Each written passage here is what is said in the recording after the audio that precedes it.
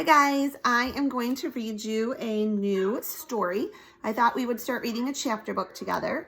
This book is titled Flat Stanley, His Original Adventure by Jeff Brown. So I will read one chapter a day and upload it into our new Google Classroom so you can listen to it. And at the very end, you'll be able to take an AR test if you would like.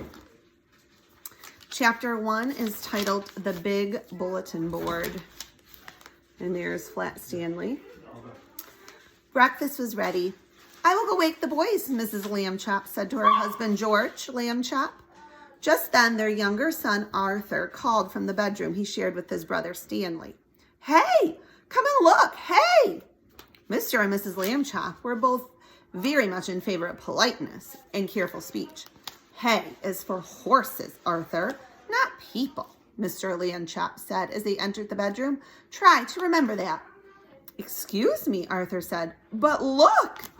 He pointed to Stanley's bed. Across it lay the enormous bulletin board that Mr. Lambchop had given the boys a Christmas ago so that they could pin up pictures and messages and maps. It had fallen during the night on top of Stanley. But Stanley was not hurt. In fact, he would still have been sleeping if he had not been woken by his brother's shout.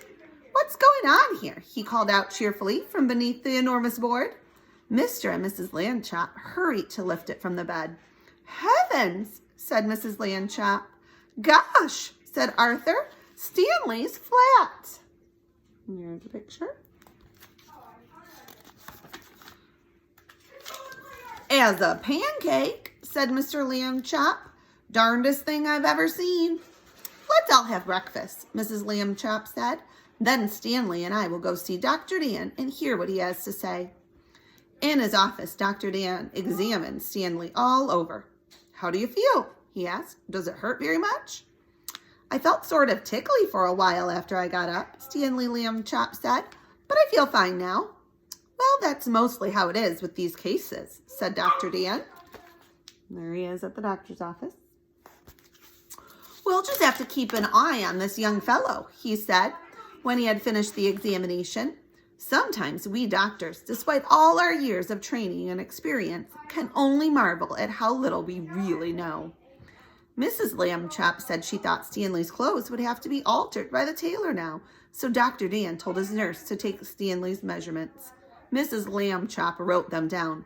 Stanley was 4 feet tall, about a foot wide, and half an inch thick. There he is. It's the end of chapter 1. I will read you chapter 2 tomorrow.